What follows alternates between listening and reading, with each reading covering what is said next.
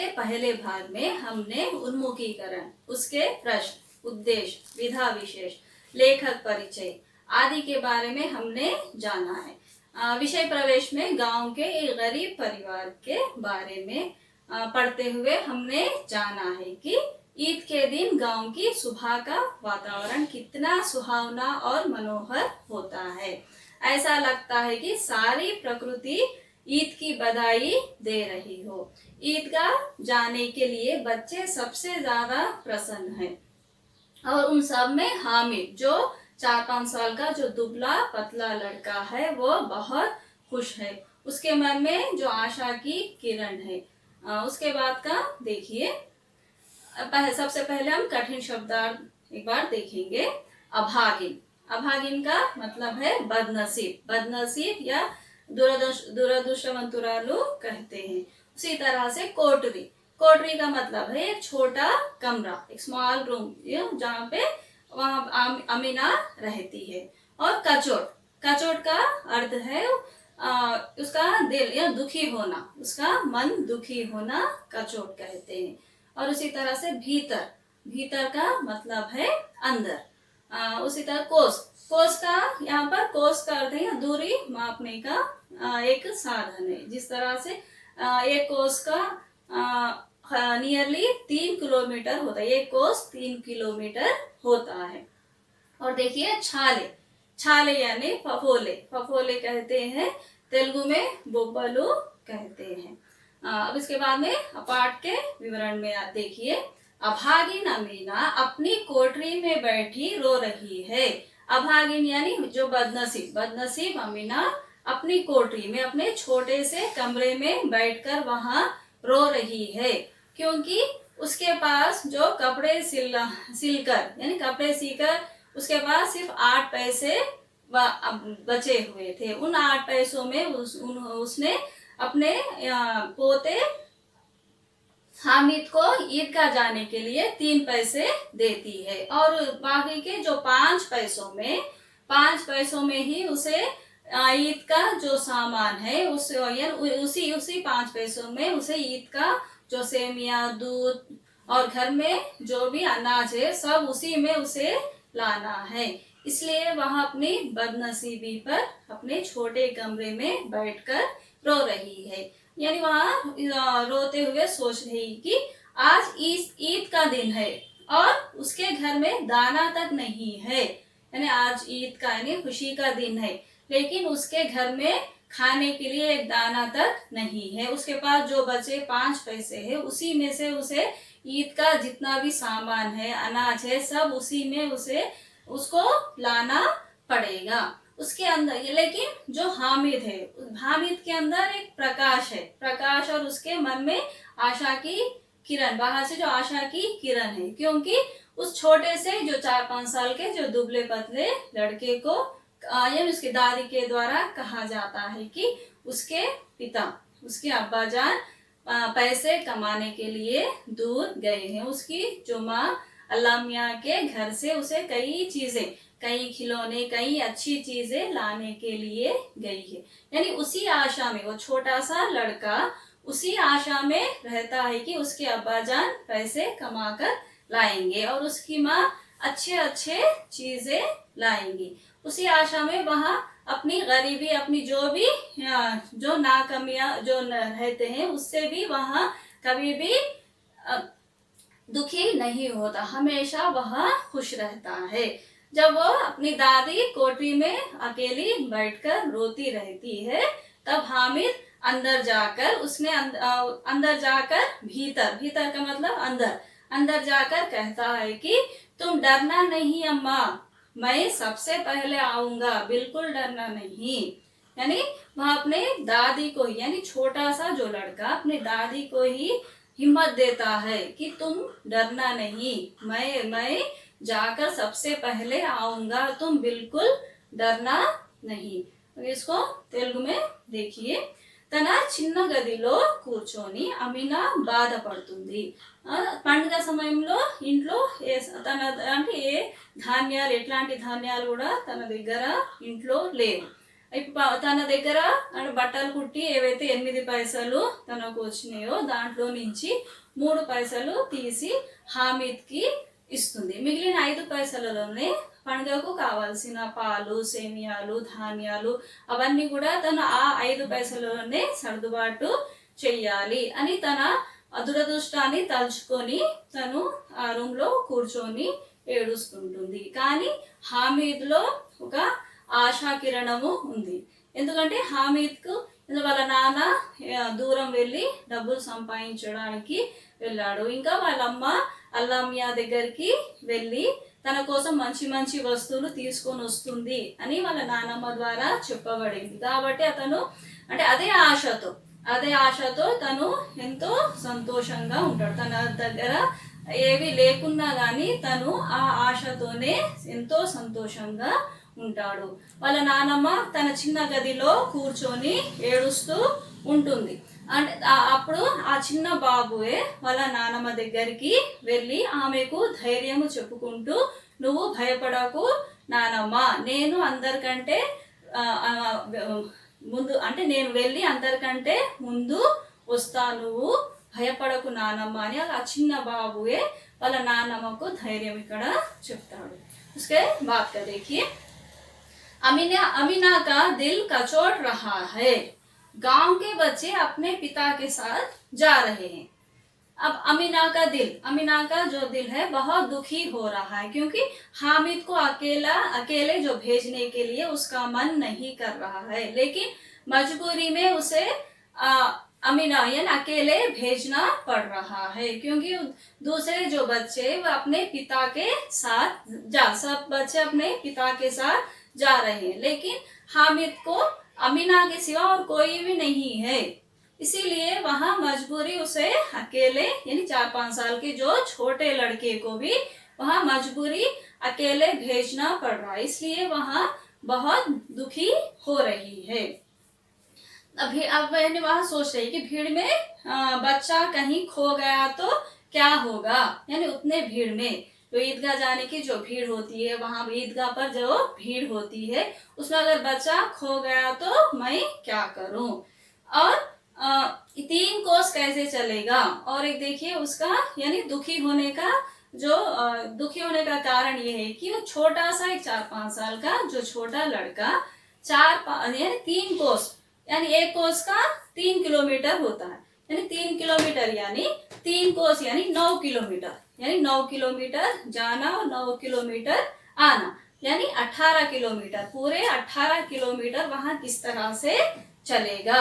उसके पैरों में जूते तक नहीं है, क्योंकि उसके पास यानी हामिद के पास पहनने के लिए जूते तक नहीं है. अगर वो 18 किलोमीटर अगर चलेगा तो उसके पैरों में छाले आ जाएंगे, इसीलिए वहाँ उसका दिल बहुत दुखी हो रहा था. वहाँ थोड़ी दूर चलकर उसे गोदी में ले लेगी, लेकिन यहाँ सेवैयां कौन पकाएगा. पैसे होते तो लौटते सारी सामग्री झटपट जमा कर लेती, लेकिन यहाँ तो चीजें जमा करते करते उसे घंटे लग जाएंगे. यानी वहाँ सोच रही थी कि अगर मेरे पास पैसे होते तो मैं झटपट जल्दी सामान लाकर पहले पका, यानी पहले उसको हामिद को ईदगाह खुद साथ जाकर उसे गोद में लेकर जाकर उसे बीच में थोड़ी देर गोद में लेती और थोड़ी देर चलाते हुए वहाँ ईदगाह जाती. उसके बाद में लौटते समय वापस में वहाँ सामान लाकर वहाँ सेवियां बना लेती. लेकिन यहाँ पर उसकी मजबूरी ये है कि उसके पास पैसे की कमी है, सिर्फ 5 पैसे ही है. उन 5 पैसों में वहाँ सामान जमा करते करते उसे समय लगेगा, इसलिए वहाँ अपनी मजबूरी पर वहाँ रो रही थी. और इसको अगर तेलुगु में देखिए, వాళ్ళ నానమ్మ తన ఈద్గాకు తనే వెంట వెళ్ళి కొద్దిసేపు తనను ఎత్తుకొని మళ్ళీ కొద్దిసేపు దించుకుంటూ తను ఈద్గా వెళ్ళి మళ్ళీ తీసుకొని వస్తుండే. కానీ తన దగ్గర కేవలము 5 పైసలే ఉన్నాయి. ఆ 5 పైసలతో తను సామాన్లు దాంట్లోని ఈ పండుగకు సంబంధించిన వస్తువులని ఆ 5 పైసల్లోనే సర్దాలి. అందుకే తను అంటే ఆ సర్దడానికే తనకు టైం పడుతుంది అని తను ఎంతో బాధ పడుతుంది. अब उसके बाद का देखिए, उसमें जो कठिन शब्दार्थ है उसके जो बाद के पैराग्राफ का देखिए। मेला, मेला का मतलब है उत्सव या जातरा, फेस्टिवल कहते हैं, जहाँ पर जिस तरह से एग्जीबिशन, जिस तरह एग्जीबिशन लगता है उसी तरह से गांव में जातरा लगता है। उसी तरह देखिए दामन, दामन का अर्थ है जो गांव जो शुरू होता है उसको दामन कहते हैं। इसको सीमा, सीमा भी कहते हैं, सरहद या बॉर्डर, सरहद कहते हैं। उसी तरह से देखिए बगीचा, बगीचा का अर्थ है बाग, यानी गार्डन जो रहते हैं वो जो बगीचा होता है। इमारत, इमारत का अर्थ है भवन, जो बड़े बड़े बिल्डिंग्स होते हैं उसको इमारतें कहते हैं। और इधर अदालत, अदालत का अर्थ है न्यायालय, न्यायालय कोर्ट। और देखिए टोलियां, टोलियां का अर्थ है ग्रुप्स, यानी दल या ग्रुप भी, या तेलुगु में गुंपू भी कह सकते हैं। और देखिए इसमें जो खिलौनों में भिश्ती या भिश्ती, यहाँ पर भिश्ती का अर्थ ये है कि जब पुराने समय में जिस तरह से कपड़े धोने वालों को धोबी या धोबिन रखते थे, और काम करने के लिए पकाने के लिए रसोइया रखते थे, और दूसरे बाहर के काम करने के लिए दूसरे काम वालों को रखते हैं, उसी तरह से पानी भरने के लिए उस परिवार को जो पानी चाहिए उस पानी भरने के लिए एक यानी आदमी या औरत को रखते हैं, उसको भिश्ती कहते हैं। यानी पानी ढोने वालों को, पानी भरने वालों को भिश्ती कहते हैं। उसी तरह सिपाही, सिपाही का मतलब है सोल्जर। और वकील, वकील यानी लॉयर होता है। धोबिन, धोबिन यानी जो कपड़े धोने जो स्त्री रहती है उसको धोबिन, यानी प्रोफेशनली वो लोग कपड़े धोते हैं, उनको धोबिन कहते हैं। उसी तरह से देखिए लोहा, लोहा का अर्थ है यहाँ पर आयरन होता है, तेलुगु में इनुमु बोलते हैं। उसी तरह से चिमटा, जो चिमटा होता है उसको जो पकड़ने के लिए उसको टंग भी कहते हैं, और तेलुगु में चिमटा या पटकारू कहते हैं। उसी तरह से उंगली, उंगली यानी फिंगर, फिंगर्स को उंगली कहते हैं। अब देखिए उसमें जो सोहन हलवा, सोहन हलवा एक तरह की जो मिठाई होती है जो ब्राउन कलर की इस तरह की होती है। और देखिए रेवड़ी, रेवड़ी यानी यहाँ जहाँ पर जो मंदिरों के पास या दरगाह मेलाओं के पास जहाँ पे जो शक्कर से, जो कैंडी की तरह शक्कर से बनी होती है, उसपे जो तिल लगी हुई, यानी यहाँ पर देखिए जिस तरह से तिल लगी हुई है उसको रेवड़ी कहते हैं। और गुलाब जाम, गुलाब जाम तो आपको सबको पता है, ये इस तरह का होता है। उसके बाद में अब पैराग्राफ देखिए, गांव से मेला चला, यानी गांव से सब लोग टोली बनकर सब लोग, यानी गांव के सब लोग ईदगाह जाने के लिए सब एक ग्रुप बनकर, बड़े छोटे सब लोग मिलकर निकले हैं। साथ हामिद जा रहा है, बच्चों के साथ, जो बच्चों का जो ग्रुप है उन बच्चों के साथ कौन जा रहा है? हामिद, हामिद भी जा रहा है।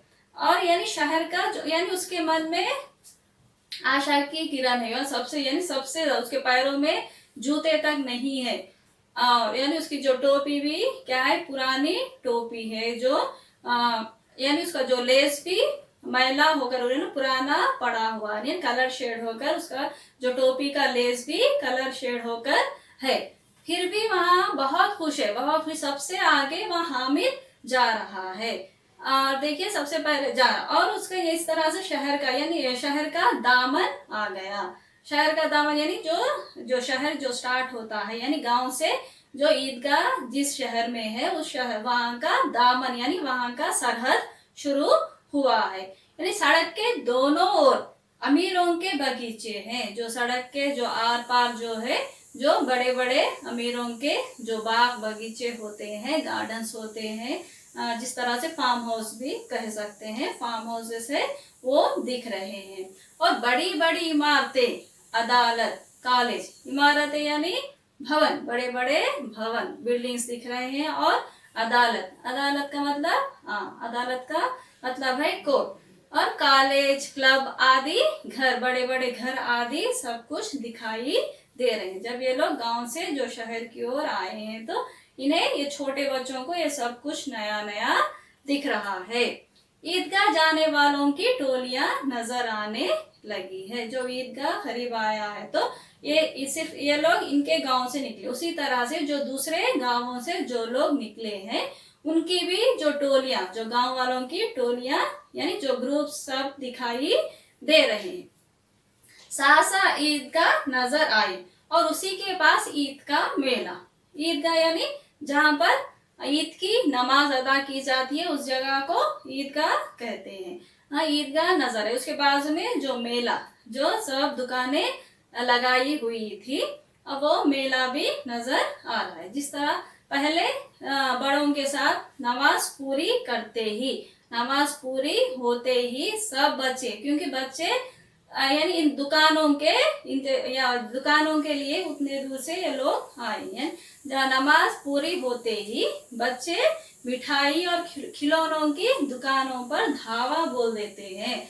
जैसा नमाज हो जाते ही बच्चे सब लोग मेले की ओर भागते हैं। भागकर यानी अपने मन चाहे मिठाइयाँ दुकानों के, मिठाइयाँ खिलौनों के दुकानों पर वे लोग जो टूट पड़ते हैं, धावा बोले यानी टूट पड़ते हैं। महमूद, अब हामिद दूर ही खड़ा था, यानी बच्चे सब लोग अब अपनी, यानी जो थोड़े बच्चे मिठाई की दुकानों पर थे, थोड़े बच्चे खिलौने की दुकानों पर थे, लेकिन हामिद सबसे अलग दूर ही खड़ा था।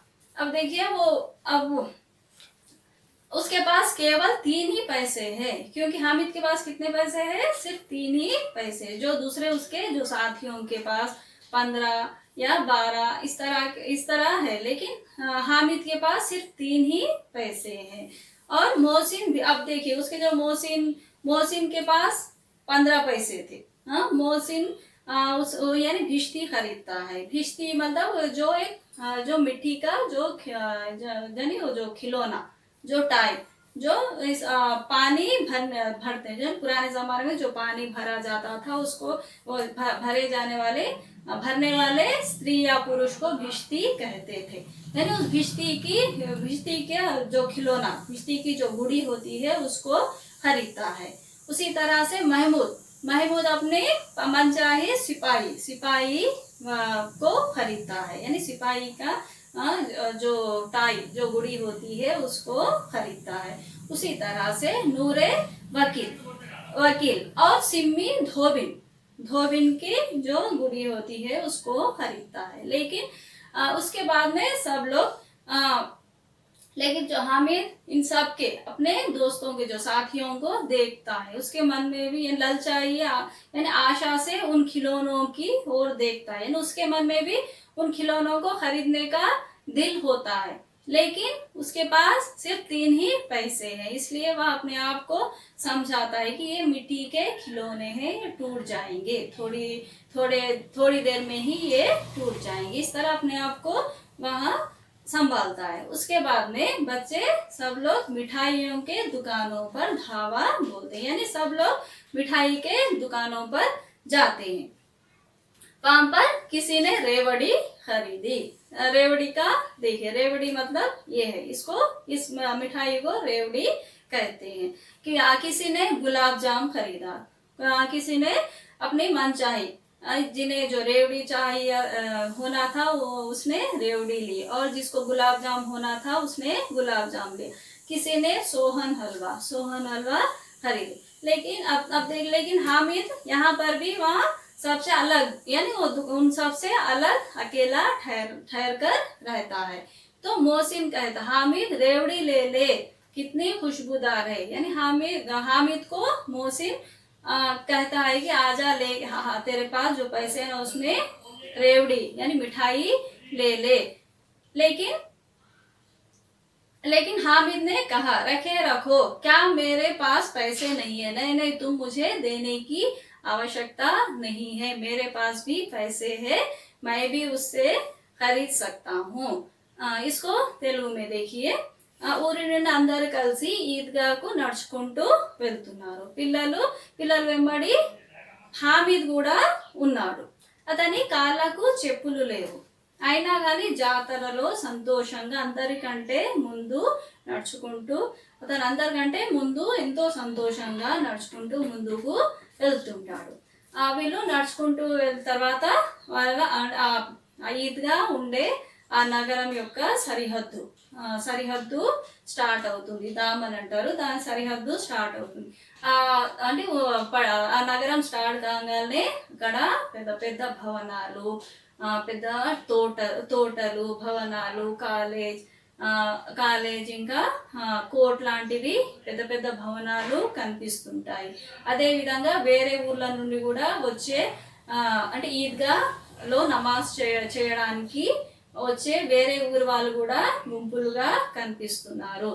ఈద్గా వాళ్ళకు కనిపిస్తుంది. ఈద్గా పక్కనే మేళా, ఏదైతే జాతర పెట్టబడిందో ఆ జాతర కూడా కనిపిస్తుంది.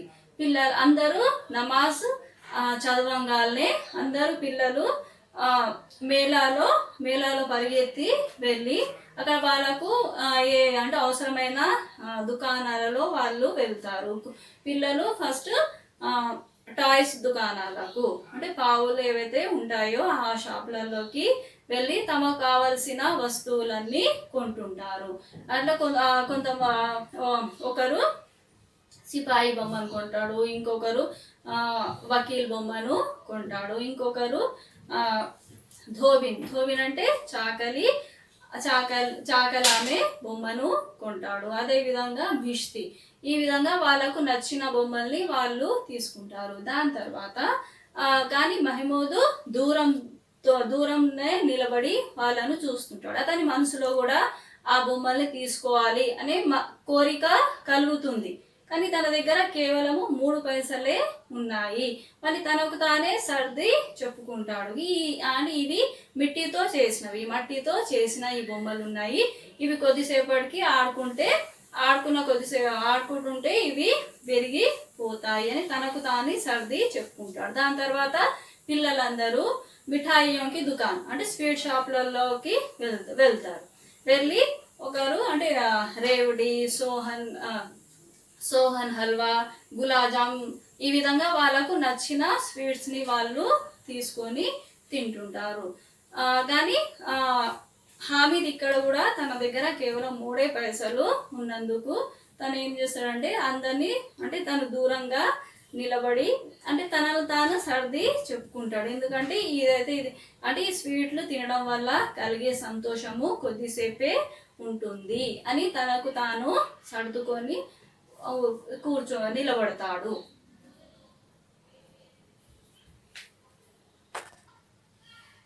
मिठाइयों के बाद लोहे की चीजों की दुकान नजर आती है. वहां पर कई चिमटे रखे हुए थे. हामिद को ख्याल आता है कि उसकी दादी के पास चिमटा नहीं है. उसके बाद में ये सब लोग खिलौनों के दुकान, मिठाइयों के दुकान के बाद अब ये लोग जिस तरह आगे मेले में आगे बढ़ते हैं तो लोहे की वस्तुएं जहाँ पर रखे जाते हैं वो दुकानें नजर आती. उनमें से हामिद को चिमटा नजर आता है क्योंकि उस चिमटे को देखते ही उसको ख्याल आता है कि उसके दादी माँ के पास चिमटा नहीं है. जब वहाँ तवे पे से जो रोटी उतारते समय उसके जो उंगलियां जल जाते हैं, वहाँ पर उसकी दादी का वो ख्याल करता है. अगर चिमटा यानी उसका जो छोटा जो 4-5 साल का जो छोटा लड़का है उसके मन में आता है कि अगर मैं ये चिमटा ले जाकर दादी को दे दे तो वह कितनी प्रसन्न होगी. यानी वो छोटा सा लड़का सोच रहा अगर मैं ये चिमटा लेकर इस लोहे के चिमटे अगर मैं अपनी दादी के लिए अगर ले जाऊंगा तो वह कितनी खुश होगी और अपने दौड़कर मेरे हाथ ले लेगी और कहेगी. यानी वहाँ सोच रहा है कि अगर मैं चिमटा लेकर घर जाऊंगा तो वह देखकर बहुत खुश होगी और वो आकर उसे दादी अम्मा चिमटा देखते ही दौड़कर मेरे हाथ से ले लेगी और मेरा बच्चा अम्मा के लिए चिमटा लाया, हजारों दुआएं देती रहेगी, यानी खुशी से, यानी चिमटा को देखकर वहाँ खुशी से हजारों दुआएं देगी। और फिर पड़ोसियों औरतों को भी दिखाएगी, यानी उस चिमटे को ले जाकर जो पड़ोसी, जो घर के आसपास जो औरतें रहते हैं, उन सबको दिखाएगी कि यहाँ यानी मेरा छोटा पोता ये चिमटा मेरे लिए लाया है, कितना अच्छा लड़का है। यानी सब जो आसपास के जो औरतें हैं वो सब लोग हामिद की तारीफ करेंगे कि ये छोटा सा बच्चा कितना अच्छा है। बड़ों की दुआएं सीधे अल्लाह के दरबार में पहुंचती है, यानी उसे, यानी वहां पर जिस तरह मदरसे में कहा गया था कि बड़ों की जो दुआएं होती है सीधा अल्लाह के पास पहुंच जाती है, यानी अल्लाह उनको सुन लेता है। जो बड़े हमें जो दुआ देते हैं, जो यानी आशीर्वाद जिस तरह कहते हैं, वो अल्लाह सीधा उन यानी अल्लाह तक वो पहुंच जाते हैं, उनके जो आशीर्वाद है वो पूरा होता है। अब उसके बाद में वहां उस चिमटे वाले से पूछता है 6 पैसे कीमत सुनकर। जब उसका रेट पूछने पर वो चिमटे वाला कहता है कि इसके 6 पैसे, लेकिन हामिद के पास सिर्फ 3 ही पैसे रहते हैं। कीमत सुनकर हामिद का दिल बैठ गया, यानी उसकी जो आशाएं, जो उससे पहले जो सोच रहा था कि मैं चिमटा ले जाकर उस दादी अम्मा को दूंगा तो वो बहुत खुश होगी, मुझे कई दुआएं देगी, उसके बाद अपने आसपास के जो पड़ोसी औरतों को बताकर अपने यानी अपनी खुशी को वो व्यक्त कर, इस तरह से वो उसका जो सोचना था वो जब ये चिमटा वाला 6 पैसे कहता है तो उसका दिल बैठ जाता है कि उसकी जो आशाएं, जो वो सोचता है कि वो चिमटा लेकर अपनी दादी माँ को देगा, वो दादी माँ उस चिमटे को देखकर खुश होगी और कई दुआएं देगी और अपने आसपास के जो अड़ोस पड़ोस के लोग, महिलाओं को, औरतों को बताकर वहाँ बहुत खुश, इस तरह की जो सोच रहा था। वहाँ जब वो चिमटा वाला कहता है कि 6 पैसे में चिमटा, क्योंकि उसके पास सिर्फ 3 ही पैसे, फिर भी वहाँ कलेजा मजबूत करके उस दुकान वाले को पूछता है कि 3 पैसों में दोगे क्या। पहले जो दुकान वाला देने से इनकार करता है, लेकिन फिर वो दुकान वाला बुलाकर चिमटा दे दिया। हामिद ने उसे इस तरह कंधे पर रखा मानो बंदूक हो, यानी उसको, यानी खुशी में जिस तरह बंदूक की तरह उसे कंधे पर पकड़कर जाता है, क्योंकि उसके वो खुशी, क्योंकि जो 6 पैसों का जो चिमटा उसने 3 पैसों में ही खरीद लिया, मोल लिया, यानी इस खुशी में वहाँ एक जंग जीतने की तरह, यानी जंग जीतने की तरह वह खुश होकर वह बंदूक की तरह उसको कंधे पर लेकर आगे बढ़ता है और शान से अकड़ता हुआ अपने साथियों के साथ, संगियों के पास जाता, अपने दोस्तों के पास जाता है, जाकर उनको चिमटा बताता है। तो दोस्तों ने उसका मजाक किया, यानी उस चिमटे, उस लोहे के चिमटे को देखकर उनके दोस्त उसका मजाक उड़ाते हैं। यहाँ चिमटा क्यों लाया रे पगले, यानी इस पगले यानी पागल, यानी पागल इस चिमटे से क्या करेगा, इस चिमटे को क्यों लाए हो, इसे क्या करेगा, इस लोहे के चिमटे से तुम क्या करोगे। इस तरह से उस हामिद का उस लोहे के चिमटे को देखकर हामिद को सब लोग, उसके जो दोस्त जितने भी है सब लोग उसका मजाक उड़ाते हैं। अब इसको తెలుగు में देखिए। ఇనుప వస్తువుల దుకాణాలు కనిపిస్తాయి, అతను ముందుకు వెళ్తుంటాడు, వెళ్ళినప్పుడు అతనికి ఇనుప వస్తువుల దుకాణాలు కనిపిస్తాయి, అక్కడ అతనికి చిమ్టా కనిపిస్తుంది, ఆ చిమ్టాను చూడంగానే వాళ్ళ నానమ్మ గుర్తుకొస్తుంది, ఎందుకంటే వాళ్ళ నానమ్మ దగ్గర చిమ్టా లేదు, తను తవ్వపై నుండి రొట్టెలు తీసేటప్పుడు ఆమె చేతి వేళ్ళు కాలుతుంటాయి, తను ఏంటంటే ఈ చిమ్టానే వాళ్ళ నానమ్మకు బహుమతిగా ఇస్తే నానమ్మ ఎంతో సంతోషిస్తుంది, ఇంకా తన చుట్టుపక్కల వాళ్ళకు చూయించుకుంటూ ఎంతో సంతోషపడుతుంది, తనకు ఆశీర్వాదం ఇస్తుంది అనే ఊహతో అతను ఆ చిమ్టాని తీసుకోవాలి అని అనుకుంటాడు। దాని తర్వాత ఆ చిమ్టా అమ్మే షాప్ అతనికి దాని రేట్ ని అడుగుతాడు, అడిగినప్పుడు అతను 6 పైసలు చెప్తాడు, 6 పైసలు చెప్పగానే అతని మనసంతా ఏంటంటే ఏవైతే ఆశలు ఉన్నాయో అవన్నీ కూడా నీరు దిల్ బెడ్ గాని అతని ఆశలో నీరు కారిపోతాయి. ఎందుకంటే తన దగ్గర కేవలము 3 పైసలే ఉన్నాయి. ఇప్పుడు ఆ చిమ్టాకు 6 పైసలు కావాలి, కాబట్టి తను ఆ చిమ్టా కూడా తీసుకోలేడు అని బాధపడతాడు. మళ్ళీ తనకు తానే సర్ది చెప్పుకొని తను ధైర్యం తెచ్చుకొని ఆ షాపతన్ని 3 పైసలకు ఇస్తావా అని అడుగుతాడు. ఫస్ట్ తను ఇవ్వడానికి నిరాకరిస్తాడు, కానీ తర్వాత అతని ఆ షాపతని పిలిచి హామీద్కి 3 పైసలు తీసుకొని ఆ చిమ్టా ఇస్తాడు. ఆ చిమ్టాను తీసుకొని ఎంతో సంతోషంగా, ఎందుకంటే 6 పైసల చిమ్టాను అతను బేరమాడి 3 పైసలకే తీసుకున్నా అనే సంతోషంతో దాన్ని భుజం పైన కంధేపరి అని భుజం పైన పెట్టుకొని అదేదో యుద్ధంలో గెలిచిన సిపాయి లాగా ముందుకు వెళ్ళి వాళ్ళ సాథియోంకి పాస్ వాళ్ళ ఫ్రెండ్స్ దగ్గర చూపిస్తాడు. కానీ వాళ్ళ ఫ్రెండ్స్ అందరూ ఆ ఇనుపు చిమ్టాను చూసి వాళ్ళు అతన్ని అంటే మజాక్ చేస్తారు, గెలి చేస్తారు. దీన్నేమి చేస్తావురా పిచ్చోడా, దీంతో ఏం చేస్తావు అని అతన్ని అందరూ ఎగతాళి చేస్తారు. उसके बाद देखिए, अब ये जो घर आने पर अमीना हामिद की आवाज सुनते ही दौड़ी और उसके गोद में उठाकर प्यार करने लगी, क्योंकि अमीना या डर रही थी सुबह से, क्योंकि ये छोटा 4-5 साल का लड़का 3 कोस यानी 3 कोस चलना, 3 कोस चल के ईदगाह जाना, फिर अकेला, यानी उसके कोई बड़े साथ भी नहीं है, यानी पैरों में जूते भी नहीं है, यानी पैदल जाकर फिर वो अकेला ही पैदल आना था, इसलिए वहां डर रही थी कहीं भीड़ में या मेले में कहीं खो ना जाए।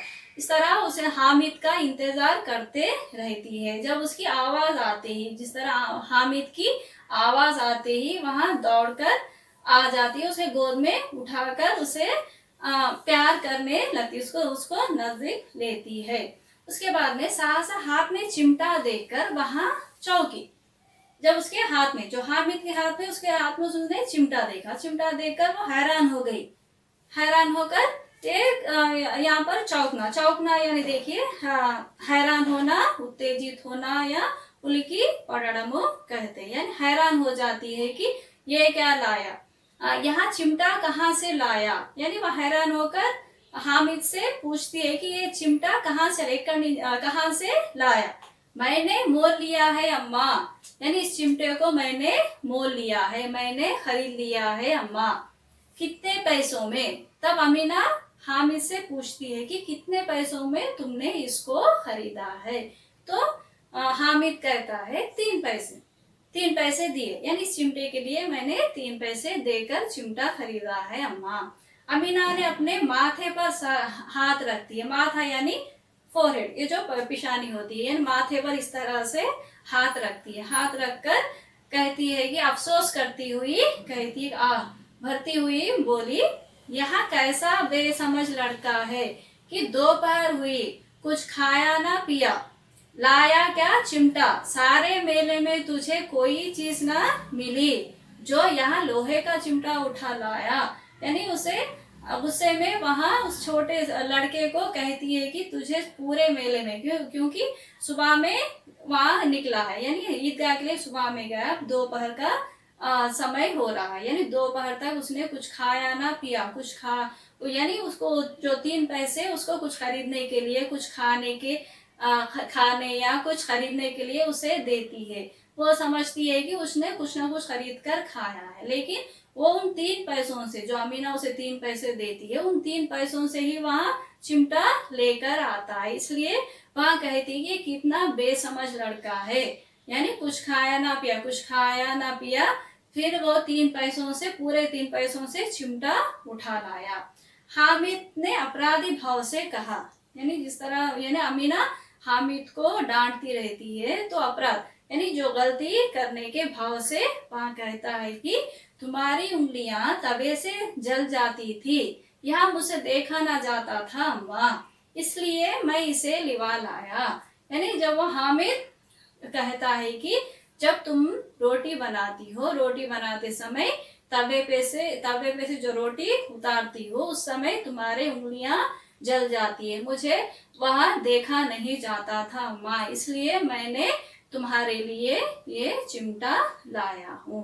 इस तरह अमीना का क्रोध, यानी जब तक जो उसके दिल में जो क्रोध था वो अमीना का जो क्रोध स्नेह में बदल गया, और यहाँ मूक स्नेह था जो मार्मिक प्रेम था, क्योंकि वहां पे यानी यानी उसके जो प्रेम को वहां यानी उसकी जो अपने बातों के द्वारा वहां कह नहीं सकती थी। बच्चे में कितना त्याग, कितना सद्भाव और कितना विवेक है, यानी उसके छोटे से बच्चे में वहां सोच रही थी कि छोटे से मासूम 4-5 साल के बच्चे में कितनी समझदारी है, वहां कितनी यानी किस तरह से वहां बड़ों की तरह किस तरह सोच रहा है। दूसरों को खिलौने लेते और मिठाई खाते देखकर इसका मन कितना ललचाया होगा, यानी वहां सोच रही थी कि जिस तरह वहां पे मेले में उसके जो साथी जो बच्चे थे वो लोग मिठाई खाते हुए खिलौने लेते हुए देखकर इसका मन कितना ललचाया होगा। फिर भी उस समय भी वहां उसे अपनी बूढ़ी दादी माँ को, अपनी बुढ़िया दादी की याद बनी रही, यानी उस समय भी उसे अपनी दादी की याद थी। और अमीना का मन गदगद हो गया, यानी खुशी से उसका मन गदगद, यानी खुशी से फूला ना समाना कहते हैं, गदगद, उसका मन खुशी से फूल गया और आंचल फैलाकर हामिद को दुआएं देती जाती थी। और आंसुओं की बड़ी बड़ी, खुशी के जो आंसू है उसकी बड़ी बड़ी बूंदे आंसुओं के गिराते हुए हामिद को अपने पास लेती है। लेकिन हामिद जो छोटा लड़का है इस भाव को वह समझ नहीं सकता था। इस कहानी से लेखक ने यानी ये दिखाना चाहते हैं कि छोटे बच्चे के मन में भी जो भाव उत्पन्न हो सकते हैं वो बड़ों के मन में भी उत्पन्न नहीं हो सकते। जिस तरह से अपने सुख के लिए सोचना एक साधारण बात है, लेकिन दूसरों के लिए सोचना और अपने बुजुर्गों के आदर करते हुए उनको सुख पहुंचाना सबसे बड़ी बात है। और इस कहानी की जो नीति देखिए, दूसरों के कष्टों को समझना और उनके लिए त्याग भाव रखना ही इस कहानी की नीति है। अब इसको तेलुगु में देखिए। हामिद ఇంటికి చేరుకోగానే అతని శబ్దం వినంగానే వాళ్ళ నానమ్మ వచ్చి అతన్ని ఎత్తుకొని లాలిస్తుంది.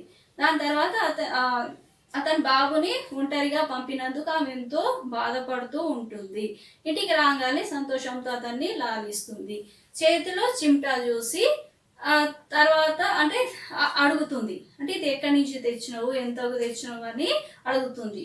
అప్పుడు తర్వాత 3 పైసలు అని అనేసరికి కోపం తెచ్చుకొని నీకు 3 పైసలు ఏవైనా తినడానికి ఏవైనా బొమ్మలు కొనుక్కోవడానికి ఇచ్చినవేవి లేకుండా నువ్వు ఈ 3 పైసలు ఈ చిమ్టా ఎందుకు తెచ్చావు అని హామీద్ని కోపడుతుంది. కానీ అపరాధ భావంతో అప్పుడు హామీద్ చెప్తాడు ఏమనంటే, నువ్వు ఎప్పుడైతే రొట్టెలు చేసేటప్పుడు తవ్వపై నుంచి రొట్టెలు దించేటప్పుడు నీ చేతి వేళ్ళు కాలుతూ ఉంటాయి అమ్మా, అది నేను చూడలేకపోయినా అందుకే నీ కోసము ఈ చిమ్టా తీసుకొని వచ్చా అని తను చెప్పినప్పుడు ఆమె కోపం అంతా కరిగిపోతుంది. తను అంటే ఆ బాబును దగ్గరికి తీసుకొని ఆమె సంతోషాన్ని ఏంటంటే కన్నీళ్ళ ద్వారా వ్యక్తపరుస్తుంది. ఈ కథ ద్వారా పెద్దలకు అంటే ఏంటంటే ఈ కథలో పెద్దలకు కూడా రాని ఆలోచనలు కొన్నిసార్లు చిన్న పిల్లలకు కూడా వస్తాయి. అదేంటంటే మన సుఖ సంతోషాల గురించి ఆలోచించడం ఒక మామూలుగా సాధారణ విషయము, కానీ ఇతరుల గురించి ఆలోచించడము మరియు పెద్దవాళ్ళను గౌరవించడము, వాళ్ళ సుఖ సంతోషాల కోసము ఏవైతే పని చేయడము అనేది ఈ కథలోని ముఖ్యాంశం.